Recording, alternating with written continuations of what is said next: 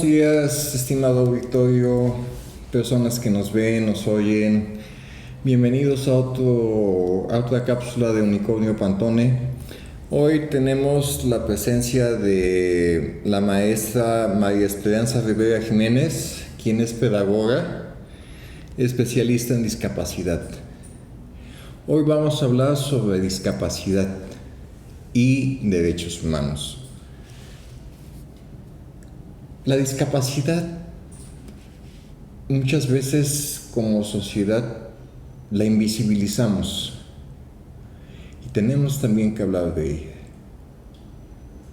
Tenemos que hacerla visible. Está en nuestro entorno, nos rodea, convivimos con ella,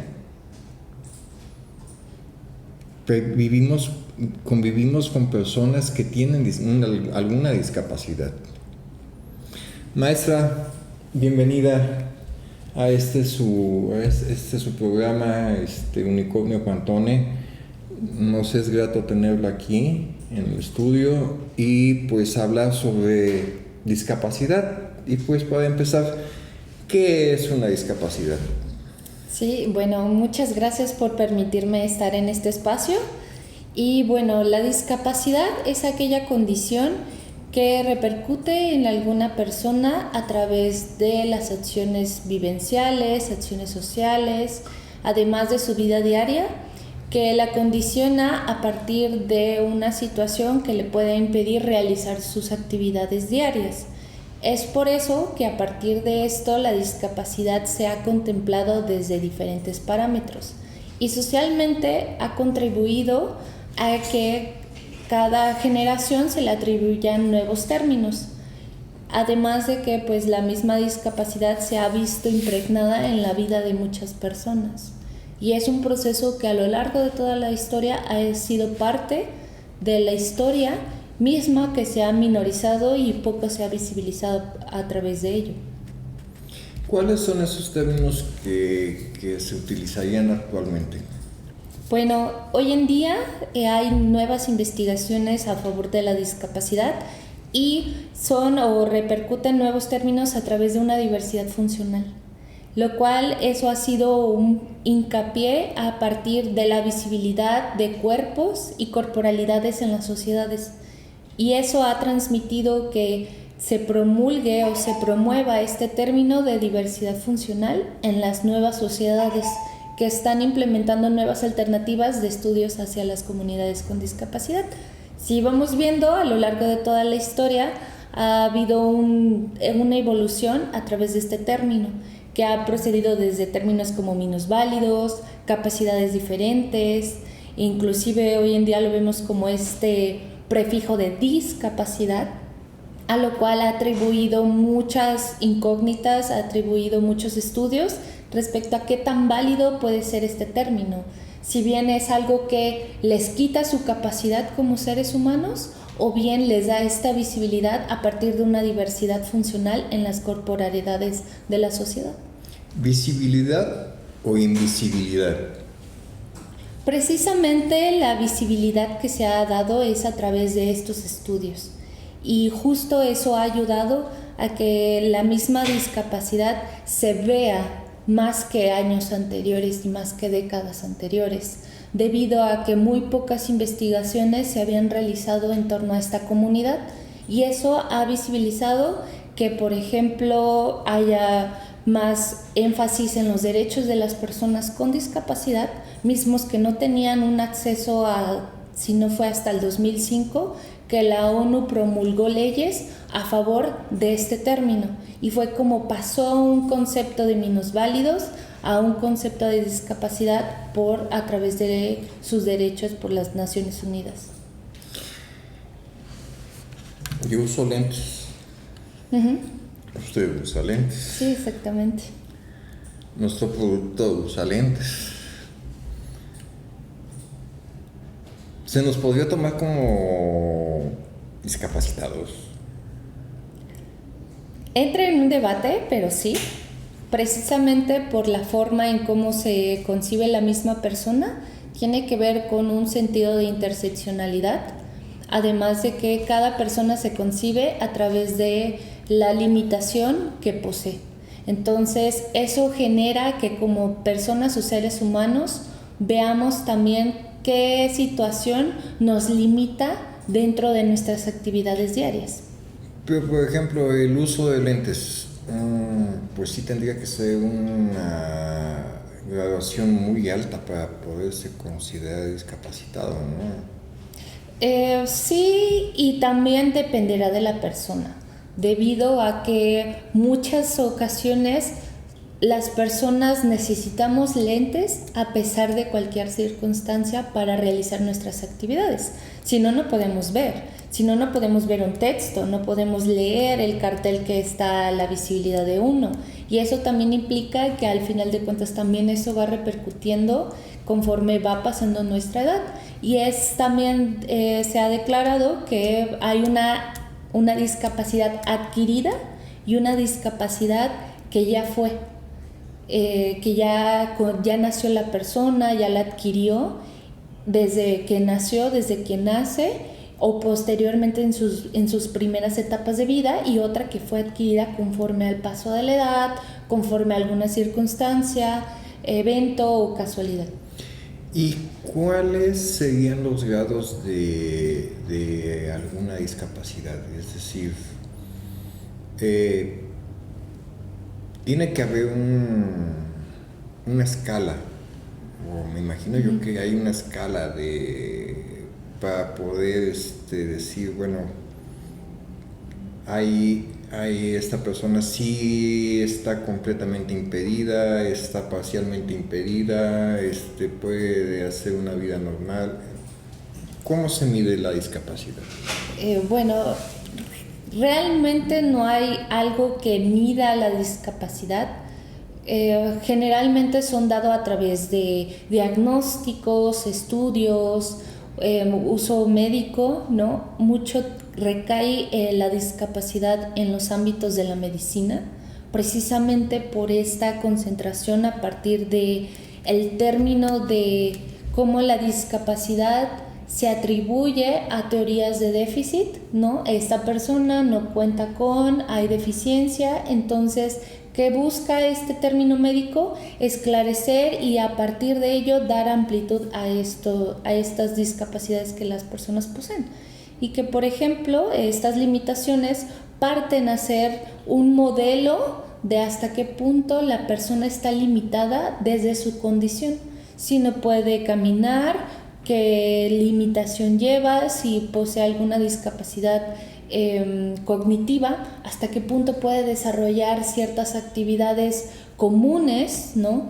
O generalmente normalizadas en la sociedad, como lavarse la boca, lavarse los dientes, peinarse, u otra hasta el punto de comunicación que recae en lo lingüístico, si puede comunicarse, si no puede comunicarse, si puede llevar a cabo procesos educativos, ¿no? Cómo aprende un tema, y a través de esto hay escalas de medición que precisamente recae desde lo cognitivo, cómo esta persona adquiere una habilidad, una actividad, y eso se va midiendo conforme a su desarrollo.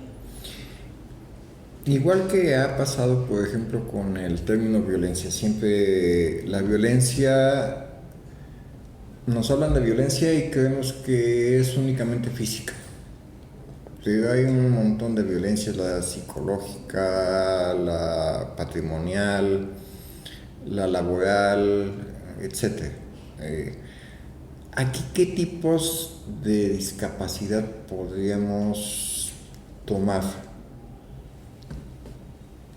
¿Cuáles serían? ¿Cómo se podría clasificar la discapacidad?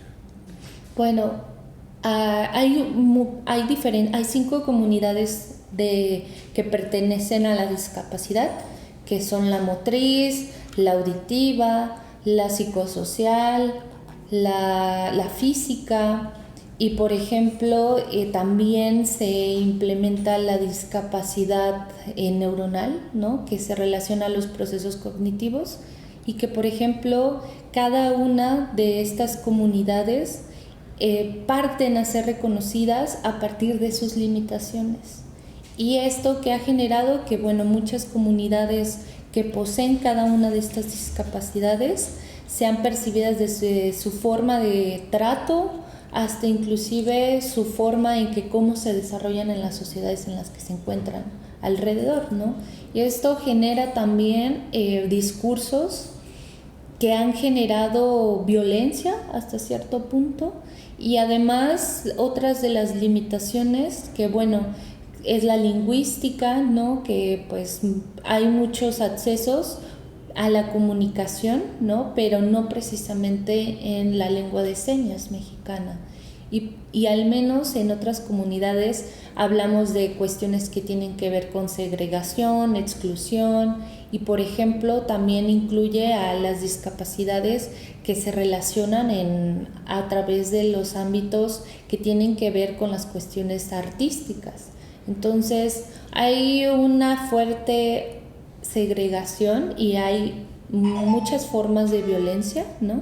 Pero también esto cae consigo en los sistemas de opresión que vienen partícipes a través de los años, y que como algo tan sencillo como la escuela de sordomudos partió de un concepto de sordomudez, ¿no? Que inclusive es limitarlos por el hecho de que no hablaban, y esa cuestión ha recaído que hoy en día muy poco se esté reconociendo, que más que reconocer se estén dando cuenta que están existiendo. Y hablando de vida cotidiana, ¿qué tan grande o qué tan pequeño o qué tan mediano es el porcentaje de personas con alguna discapacidad de la que ya nos nombró que trabajan? Bueno, que están en algún trabajo. Y segundo, dentro de esta misma población, ¿cuáles son sus problemas cotidianos dentro de un entorno urbano, semiurbano y ya no digamos rural? Me imagino que debe ser mucho más difícil en un entorno rural. Sí, bueno, estamos hablando de que en México un 57% es de la población con discapacidad, del cual de ese 57% solamente un 10 o 20% de la comunidad está en espacios laborales. ¿Y eso qué implica? Que mucho recae en esta responsabilidad de las empresas, las grandes comercios, ¿no? Los grandes comercios que adoptan este término inclusivo con el objetivo de adoptar o tener personal con discapacidad. Y eso también genera que la discapacidad desde los entornos laborales muy poco se vea visibilizada. Más que nada al momento de darnos cuenta de que la persona que nos está atendiendo es una persona con discapacidad, muy poco lo observamos en entornos sociales. Generalmente son más en entornos médicos, asistenciales, donde las comunidades con discapacidad se ven percibidas desde ese ámbito.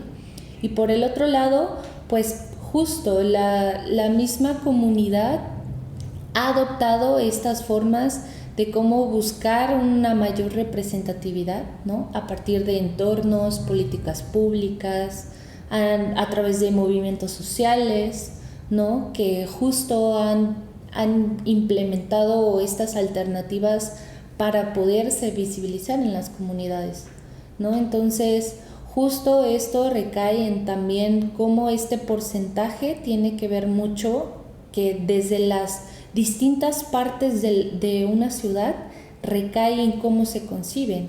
Y eso también tiene que ver en que las poblaciones con discapacidad viven en diferentes zonas geográficas, desde el centro hasta las periferias y comunidades aledañas. Y muchas comunidades me ha tocado acompañar que viajan horas para poder ir a un centro de atención múltiple, a un centro de atención de rehabilitación o inclusive el CRISPR en el estado de Veracruz. Son personas que constantemente están viajando con sus propios recursos debido a la necesidad de estos servicios, desde terapia de lenguaje, terapia física, terapia cognitiva y además psicomotriz, porque justamente son usuarios de estos servicios. Entonces, hay una gran parte de la comunidad que vive en otros estados, en otras comunidades. Y por ejemplo, cuando me ha tocado acompañar comunidades rurales, son personas que no son entendidas en su comunidad, además de que tienen problemas pues sociales, desde un acceso a un servicio, desde la calidad de la atención que reciben, e inclusive si están recibiendo, si son partícipes de comunidades indígenas, ¿no? Porque hablar de también personas como, ahora sí, con discapacidad de la comunidad indígena también es otro tema, ¿no? La discapacidad más indígena, o por ejemplo más afrodescendiente, o de la más población LGTB. Sí, exactamente. Da otro giro a la problemática, ¿no? Exacto. Ese punto lo vamos a tratar un poquito más adelante, pero quisiera también que nos dijera dentro del ámbito urbano. ¿El ámbito urbano es realmente propicio para una persona con algún tipo de discapacidad? ¿O se han centrado los urbanistas o los no urbanistas, el gobierno, la sociedad, ha dado facilidades para personas con discapacidad? Bueno, esa es una muy buena pregunta, porque precisamente las comunidades urbanas han sido muy poco aceptadas dentro de los términos o las conceptualidades dentro de el género urbano o la situación urbana en las ciudades, debido a que sí se ha implementado ciertos modelos de cómo se estructuran las calles, pero no están completamente hechas a la medida o también a cumplir las necesidades de estas comunidades, debido a que no hay muy buenos cruces peatonales, no hay señalización para personas con uso de bastón o perro guía en las calles, y estos parachoques pues son fatales para las comunidades con ceguera, ¿no? Y usuarias del bastón, debido a que se golpean constantemente en estas partes de la ciudad, sobre todo en el centro de la capital. Y bueno, también recae en que como el servicio urbano o el transporte urbano pues no tiene, inclusive son muy pocos los autobuses que tienen o poseen accesibilidad para personas con discapacidad. No se les entiende, o por ejemplo hay personas que no ven, entonces tienen que pedir asistencia con la persona que esté junto de ellos, debido a que pues no hay algún sonido o algo que represente el autobús que ellos están esperando. Y también pues justo cuando son personas con discapacidad o usuarias de silla de ruedas, pues a eso incrementa que no hay un acceso propio para que ellos puedan subirse con su silla de ruedas, y tienen que hacer uso de coche particular o carro particular. Y además se suma que, por ejemplo, pues los carros, muy poco se hizo respecto al uso del peatón en las calles, ¿no? Las calles cada vez están más reducidas, hay más tránsito para los autos, hay una mayor concentración de coches en la ciudad que ha incrementado el tráfico en la misma capital, y además de eso se suma que las personas con discapacidad están en las calles, están caminando. Entonces, si no hay espacios donde ellos puedan caminar, pues es muy probable que puedan tener o sufrir un accidente. Y eso también es muy importante, porque pues ellos están caminando debido a que generalmente las condiciones que poseen, ¿no?, los llevan mucho a ámbitos médicos, y la medicina también es cara. Entonces, mucho dinero que se invierte en estas personas se va a la medicina, se va a su recuperación, se va a sus terapias. Entonces, ¿qué pasa?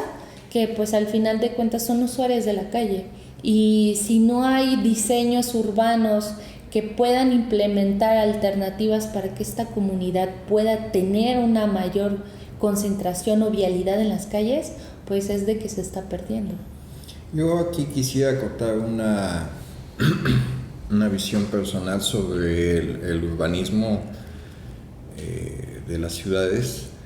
Es que desde mi punto de vista se ha priorizado el uso, el acceso a los automotores, a las motocicletas, bicicletas, a todo lo que sea mecánico.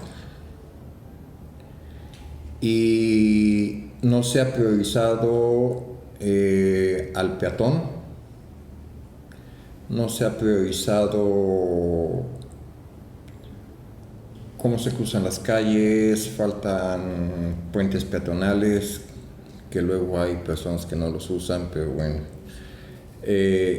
Hacen falta más pasos peatonales, más educación vial, no la hay. Quien va a pedir una licencia de manejo no pasa por ningún examen. Sí, Se la da así, vengo por una licencia para trailero, ¿no? Y solamente sé manejar triciclo, ¿no? Entonces, pues, sí, no, tú paga y te doy la licencia, ¿no? Uh-huh. Entonces, se ha priorizado todo eso, ¿no? Dentro de nuestra sociedad.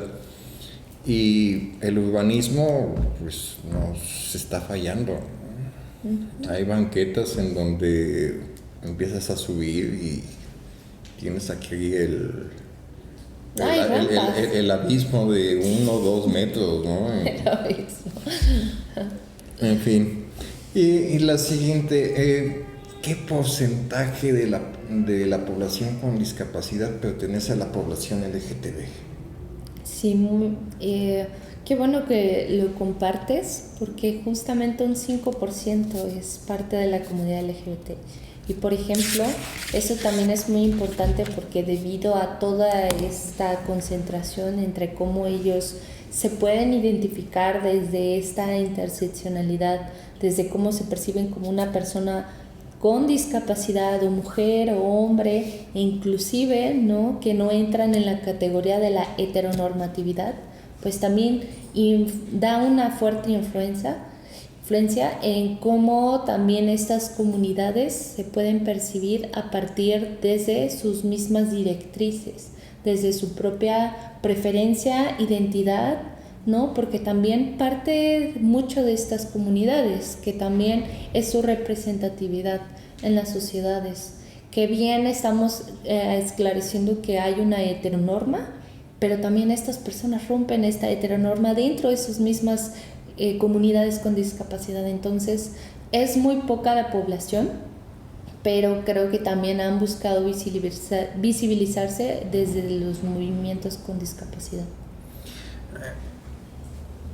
Hay que reconocerlo, dentro de la población LGTB también existe la discriminación entre la misma población, es una endodiscriminación. Por ejemplo, decir, a mí no me va la pluma, no quiero remedio de mujer, etcétera. Eso ya es discriminación, eso ya es ataque hacia las mismas personas de la misma población. ¿Existe este tipo de discriminación? Por supuesto, y justo por esa misma razón es muy importante reconocer que al menos en las comunidades se reconocen las mismas comunidades LGBT, y eso ha incrementado un cierto sesgo, una segregación dentro de las mismas comunidades con discapacidad. Si de por sí estamos reconociendo que hay un porcentaje de comunidades con discapacidad que son excluidas y minorizadas, y a eso se suma que ese mismo porcentaje también son de la comunidad LGBT, que no poseen los mismos ideales que otras comunidades aledañas o dentro de su misma comunidad, y que también son segregadas. Entonces, también cabe resaltar que el mismo machismo o las mismas ideologías de género, la perspectiva de género y las identidades también son una parte muy importante de las comunidades. Que sí, las mismas, debido a que hay comunidad trans con discapacidad, hay hombres o mujeres trans, ¿no?, que son parte o pertenecen a la comunidad, ¿no? Y al menos en la lengua de señas o con la comunidad sorda, también hay comunidad sorda trans y también poseen sus propias señas, están en la misma comunidad, pero no son aceptadas. Entonces, eso también visibiliza que dentro de las mismas comunidades con discapacidad también hay un fuerte tema, ¿no?, debido a la violencia que también genera. Es como un sistema donde se ha oprimido y también ha generado que dentro de la misma opresión que ya tiene la comunidad haya más opresión debido a esta misma segregación de las comunidades con diversidad. Entonces hablamos de una opresión externa de la sociedad, las instituciones públicas, privadas, la sociedad en general, a una discriminación también interna que existe dentro de las mismas poblaciones, ¿no? Sí. Y ya para finalizar, la discriminación intrafamiliar por parte de la población LGTB con discapacidad, ¿qué tanto se da? O sea, es decir, aparte de tener una discapacidad, ser parte de la población LGTB, ¿qué tanta violencia, qué tanta exclusión o cómo se da? Bueno, recordemos que la comunidad LGBT ha estado por muchos años presentes dentro de los movimientos, dentro de las cuestiones sociales, pero ha sido a partir de los últimos 10 años donde se ha visibilizado más esta comunidad. Y eso ha sido algo muy importante porque ha empoderado a muchas comunidades. Y eso deja en claro que aún así hay muy fuerte esta ideología por parte de muchas personas. Ya sea no quieren aceptar las diversidades que yacen en la sociedad, porque estamos conscientes que somos una sociedad diversa. Poseemos diferentes culturas, diferentes formas de pensar, diferentes formas de actuar, tenemos diferentes idiomas. Entonces, eso también recae en cómo estas mismas sociedades pues son parte o siguen reproduciendo estas discriminaciones o estos movimientos a partir de las violencias, ¿no? Son ejercicios de violencias a través de las narrativas, sobre todo sociales, ¿no? Y también eso tiene que ver mucho en que esta violencia que es generada por las mismas comunidades es a través de una fuerte centralización de cómo la religión ha opacado a las comunidades con discapacidad. Si bien en la historia de la interpretación de lengua de señas recae que ahora sí los intérpretes de lenguas de señas surgieron dentro de las iglesias como forma de retribuir a estas comunidades, a las comunidades sordas, y posteriormente a las comunidades con discapacidad han atribuido a la religión como una parte muy interna, que eso sí tiene que ver y recaer mucho en cómo se ha generado esta violencia, porque también mucha de la violencia sistémica que existe hacia las comunidades LGBT recae en este pensamiento religioso de la antinorma. Entonces, si uno no entra dentro de la norma social, dentro de la norma conceptual y recae en estos términos de la religión, pues precisamente porque en la religión la cuestión de el querer a alguien de tu mismo sexo o inclusive preferir, ¿no?, y hacer una identidad propia que te emancipe de esta idea que ha estado desde los procesos y épocas coloniales, pues precisamente genera esta violencia. Entonces, cuando nosotros nos damos cuenta que el ejercicio de la violencia lo siguen generando las comunidades con esta minorización, con esta segregación que ya está establecida, es porque hay muy fuertes los ejercicios de violencia y eso ha repercutido en las narrativas, en las ideologías, en las percepciones, y que al momento de hablar de estas comunidades pues recae muy fuertemente en que la violencia está ejercida de una u otra forma, desde el hecho donde el hombre tiene que verse como esta postura de masculinidad, ¿no? Y macho y toda esta, que también recae mucho en la cultura mexicana, porque somos un país que tiene que aceptarse que somos un país muy catolizado y está muy fuertemente relacionado con la religión católica. Y hay que tener en claro que una cosa es el ser y el individuo, por ende, y otra cosa es la ideología. Entonces, también tiene que recaer en que como personas desde que nacemos somos aquellos que construimos nuestras identidades. Y eso es muy fuerte porque las mismas comunidades que se identifican dentro de una diversidad funcional son porque reconocen que su identidad es parte de una diversidad y que estas violencias son ejercidas generalmente en casa, desde esconder a los hijos, desde esconder a los primos, desde esconder al familiar con discapacidad, porque no quieren que las personas vean que posee alguna deficiencia.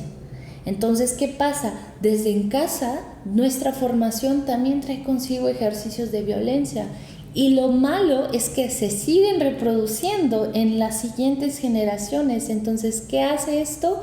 Que pues siga la violencia, cosa que hoy en día se está buscando erradicar, ¿no? Y que justo que vemos más visibilidad de las diversidades, pues es importante dejar en claro que las personas pueden identificarse y ser como ellos quieran hacerlo.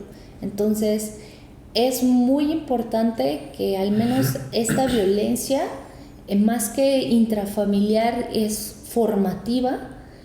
Tiene que ver mucho desde cómo en su concepción familiar se concibe la violencia a partir de su ideología. Si son no religiosos, si creen firmemente en algo, porque las familias, cuando se trata de aceptar, porque así lo denominan, aceptar a un familiar, parten de la creencia propia de ellos cómo conciben la diversidad. Y si un padre, un tutor no concibe la diversidad de su hijo o hija o familiar, es porque hay una fuerte ideología de por medio y hay un fuerte ejercicio que ha sido desde sus generaciones atrás inculcándose como un ejercicio de adoctrinamiento, de no llorar desde la masculinidad, no masculinidad frágil. Los roles de género. Cuestiones de género y estereotipos también. Entonces, pues es una cuestión que está presente, pero la función aquí es trabajarlo y el reconocerlo, porque ya como seres humanos con o sin discapacidad, si reconocemos que estamos ejerciendo violencia en nuestras narrativas, en nuestras acciones o hasta incluso en excluir, pues desde ahí hay algo que hay que trabajar. En mis pláticas, en mis capacitaciones siempre he dicho que los roles de género son siempre engendradores de violencia, sí, porque nos dan la desigualdad entre personas, no solamente entre sexos, sí, nos dan la desigualdad. Y ahora sí ya la última. Tú como pedagoga, ¿qué nos recomendarías para ir deconstruyendo este tipo de ideologías de las que nos has estado hablando, ¿no? ¿Cómo poder aceptar o cómo poder ver, tratar a una persona con discapacidad? Bueno, en primera hay que reconocer que somos humanos y que somos parte de un proceso. Como pedagoga, la educación siempre está impregnada en nuestra vida, todo el tiempo, desde que nacemos hasta que morimos. Entonces, ¿qué recae en esto? Que nada de lo que se ha establecido es por obligatoriedad una regla. Y que, por ejemplo, desde la historia humana, el lenguaje y la vida y la forma de concepción ha cambiado constantemente. ¿Y eso qué recae? Que como seres humanos cambiamos nuestras actitudes, cambiamos nuestra forma de pensar, cambiamos constantemente, y eso es importante debido a que como seres humanos aprendemos a reconocer que hay una diversidad en nuestras comunidades, que hay una fuerte influencia de cómo se nos ha atribuido desde generaciones atrás, y que por ejemplo cuando recaemos a la sociedad de hoy en día nos damos cuenta de que ha cambiado bastante debido a que cosas que anteriormente eran rechazadas, denegadas, hoy en día son aceptadas y que vemos más visibilidad, nuevos conceptos, nuevas comunidades, nuevas masculinidades, y que hay que reconocer que hay una apertura que también nosotros como seres humanos debemos de dar hacia las comunidades. Hay un lenguaje inclusivo no sexista, y no porque el que exista hay que discriminarlo, no porque se habla de diferente forma significa que no se han perdido valores, sino que al contrario, se busca aceptar esas diversidades a partir de nuevos conceptos, y que por ejemplo eso ha dejado en claro que hay una transformación social muy fuerte y muy impregnada en las sociedades actuales. Que eso sí puede generar muchas controversias, es obvio, porque al final de cuentas estamos rompiendo con este esquema tradicional que tenemos o traemos desde en casa. Es romper esa ideología para aceptar una nueva, y que nos cuesta, porque precisamente nada está establecido, y eso ha generado que en la lengua, las estructuras sociales, las políticas públicas, todo en general se ha buscado con el objetivo de aperturar y ser más humanos. Y la recomendación muy importante es aceptar que como personas que tenemos o no tenemos discapacidad, somos poseedoras de privilegios, porque al final de cuentas vivimos, respiramos, tenemos oportunidades laborales o no las tenemos, al final de cuentas nos comunicamos de una forma o nos comunicamos de otra, al final de cuentas siempre recae en cómo nosotros debemos de estar buscando la ayuda de los demás, porque como seres humanos, para llegar hacia hoy en día nuestras leyes que acrediten que hay un matrimonio igualitario, tuvo que haber un proceso detrás. Para que haya paridad de género, tuvo que haber un proceso detrás. Para que haya intérpretes de lenguas de señas en los medios masivos de comunicación, tuvo que haber un movimiento. Entonces, creo fielmente que todo movimiento social ha constituido lo que hoy en día somos. Y el que no se reconozca un pasado con mucha violencia es completamente de una persona que no conoce su propia historia, porque justo la historia nos lleva hacia donde hoy en día estamos parados, hacia inclusive las calles de Jalapa, ¿no? Y entonces eso hay que aperturarlo a través de este diálogo con las comunidades, porque nos posicionamos como personas que siempre no tenemos esa amplitud o esa cercanía con las discapacidades, pero las discapacidades están funcionando, trabajando al 100% todo el tiempo, y hasta inclusive están más felices que uno, porque precisamente ellos reconocen que a pesar de todas sus limitaciones, ellos están constantemente buscando una alternativa nueva, una posibilidad de verse, y eso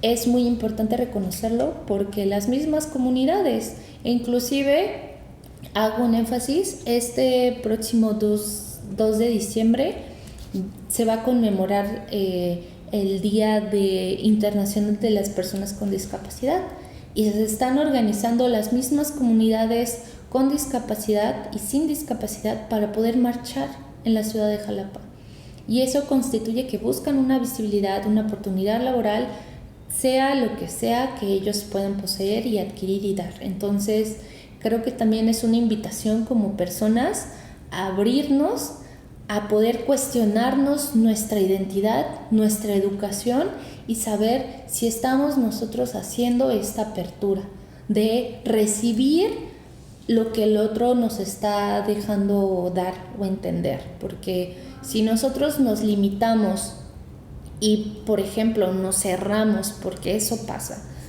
nos cerramos en nuestra propia ideología, nuestra formación, pues no vamos a aprender del otro, o de la otra, o del otro. Entonces, creo que también es importante reconocer que hay otras personas, hay otra edad que está existiendo, está resistiendo y está manifestándose. Una de mis frases es: picar piedra para construir puentes y no muros. Y creo que siempre, diariamente, tenemos la oportunidad de poder hacerlo con pequeños gestos en la calle, en nuestro entorno, y poder construir y deconstruir para poder ser, en primero, mejores personas. Y pues así se va cambiando el mundo, cambiando uno primero. Maestra, le estoy muy agradecido por su presencia, por sus opiniones, y espero tenerla de nuevo por aquí. Muchas gracias. Muchísimas gracias por estar aquí presente. Gracias. Gracias a ustedes. Muchas gracias a todos. Hasta luego.